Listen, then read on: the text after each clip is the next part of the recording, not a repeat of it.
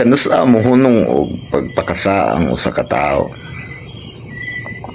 sa grabe niyang paningkamot nga dili na maka offender sa Ginoo, di na maka guba sa iyang mga saad sa Ginoo, nga sa hingkwit mag-usab na gyud siya kay nakita niya ang kamatuoran nga ang kabubuton sa Ginoo ang iyang mga mandatos sakto ug makahatag og kalinaw, kalipay. Kanusa ka ang usa ka tawo atong tubagon karon kay lisod kay magstorya tayo din atong matubag para nako. Di man gyud para nako no, sa akong gituhuan nga maoy gisulti pod sa Biblia sa pulong sa Ginoo. Wala lang gyud nato giseryoso nga kinahanglan ta mahadlok sa Ginoo. Fear God. Kung wa tay kahadlok, mubuhat man ta sa kung unsay supak sa iyang kabubuton. Kung wa tay kahadlok sa Ginoo, magpabilin man tang matintal o magpatintal sa mga nagkarayang mga kasalanan nga dili hika himuot sa Ginoo. Malipay ta ang atong lawas tingali, atong curiosity, ang atong intellectual nga aspeto, psychological, sa dihang magpakasa ta, pero dili ang spiritual. Kay bawat ana ug atong mabati ang guilt, mao man na siya itimailhan nga ang imong espiritu wala nalipay kay ang iyang destinasyon hanap na tungod sa imong sala nga nabuhat, nga kontra sa Ginoo, kontra sa mga tao na imong nasadaan, ug kontra pod sa imong kaugalingon nga mo'y magantos sa silot dinhi sa yuta ug silot dito sa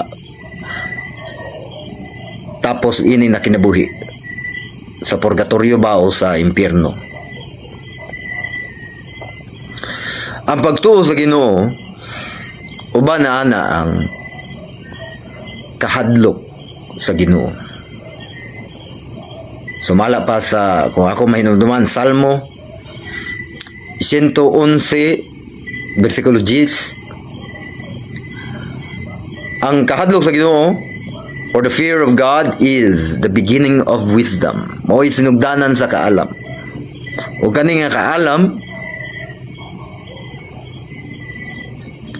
sobra pa kini sa gitawag nga knowledge, wisdom. Kay mura man siya application sa knowledge ba. Imong gi-apply ang knowledge nimo sa Ginoo, ang pagtuo imong gi-apply pinaagi sa pagbuhat sa kabubuton sa Ginoo. Lisod no? Pero why imposible sa Ginoo timanina? Wala imposible sa Ginoo.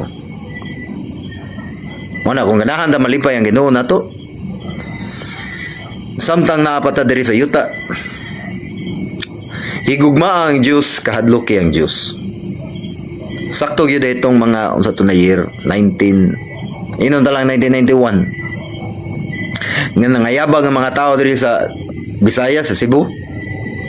Kaya hapit na matapos ang kalibutan na kung di ka musuwat anang sa imong pultahan, bintana, gate, higugma ang Diyos, kahadloki ang Diyos kay matapos ang kalibutan.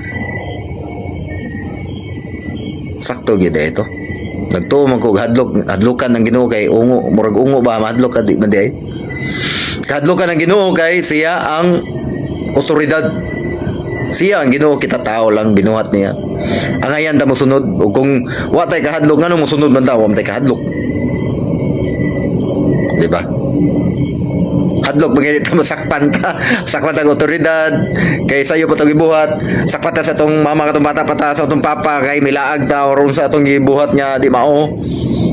Hadlok kana nakahadlok. Reverential fear.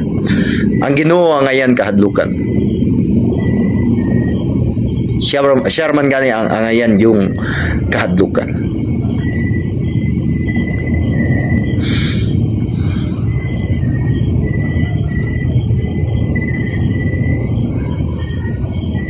Love God, fear God. Ug kita samtang buhi pa ta ni na kinabuhi diri sa kalibutan, manglimbaso kita sa kanunay o katagan ta grasya sa Ginoo, di na masipyat. Love God, fear God. Mao kana ang susi, ang yawi. Aron ang usa ka tawo di na magpakasala.